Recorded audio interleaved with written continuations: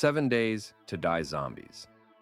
In 7 Days to Die, humanity messed with something it shouldn't have, a bioweapon released during a Third World War. The result?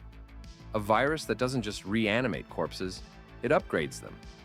Zombies in this game aren't slow, dumb walkers. They sprint, climb, dig, and break everything in their path. On Blood Moon nights, they enter rage mode and come in massive hordes that track you anywhere. Some are mutated, acid spitters, fire zombies, demolishers that explode on impact.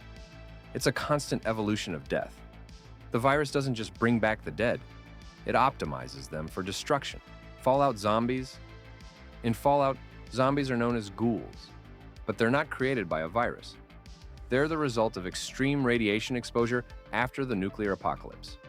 People who were hit with heavy doses of radiation didn't always die. Some were mutated into near-immortal creatures with decayed skin and slowed aging. These are non-feral ghouls, and many still speak, think, and even live among humans. But when too much radiation hits, or when time and trauma break the mind, they go feral. These are the true zombies, mindless, fast, and brutal, attacking anything that moves. They don't bite to spread infection. They just kill. The most terrifying part? Some of them remember who they used to be, trapped in their broken bodies. Fallout's zombies aren't science fiction. They're what happens when survival mutates into madness. Unturned Zombies. Unturned's zombie apocalypse started as a medical experiment gone wrong. Scientists tried to cure diseases using alien DNA found by a group called the Liberator, but it backfired hard. The infection spread like wildfire, wiping out most of civilization. The infected? Fully reanimated corpses with mutated forms. You've got exploders, acid spitters, invisible zombies, and even mega zombies that can tank bullets and kill you in seconds. The world is dead, and what's left of it is just survival, loot, and whatever bullets you can find. The scariest part? You're not immune, just lucky you haven't turned. Yet, Terraria Zombies. Terraria doesn't bother with science. Its zombies are the result of pure magic and corruption. Every night, the dead rise, drawn out by the unnatural forces infecting the land. There's no virus here, just a world that's been cursed at its core. Zombies start out simple, slow, dumb, and weak. But as the game progresses, they become more powerful, wearing armor, spawning with gear, and even changing form based on biome. Blood Moons unleash waves of them, with boosted health and aggression.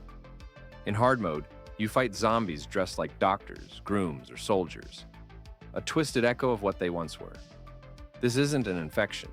It's the land itself rebelling, vomiting up the dead to take back the surface. Terraria's apocalypse isn't caused by man. It's caused by something much older and much darker. Half-Life zombies. Half-Life has no virus, no plague. Just something way worse. Head crabs. These alien parasites jump onto a human host, latch onto the skull, and dig in. The result is one of gaming's most horrifying zombies. The body is still alive, the brain is still functioning, but the head crab is in full control. You can hear the hosts screaming through distorted, muffled groans, still conscious while their body is twisted and forced to kill. Different types of head crabs create different horrors. Fast zombies that leap across rooms, poison zombies that launch venomous crabs from their backs, and bloated ones that explode. This isn't undeath, this is enslavement by alien biology. The person you used to know is still in there, and they're begging you to end it. Dead Rising Zombies. Dead Rising starts with a parasite, a wasp-like insect from South America, genetically altered by a shady company, spreads an infection that reanimates corpses and turns the living into zombies.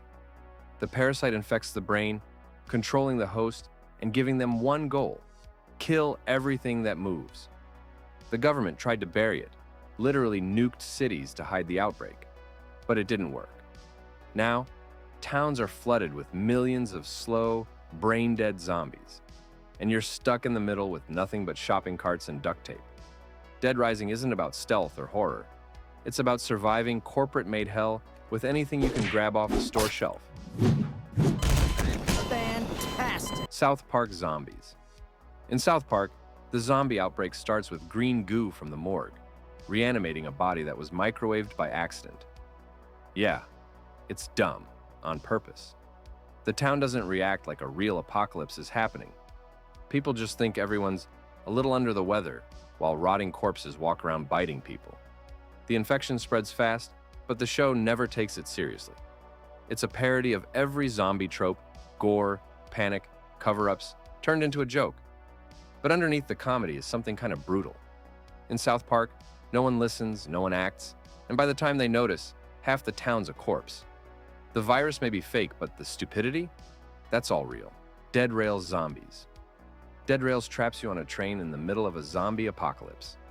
The infection spread like wildfire, probably viral, though the cause is never made clear. All you know is the outside world is completely overrun.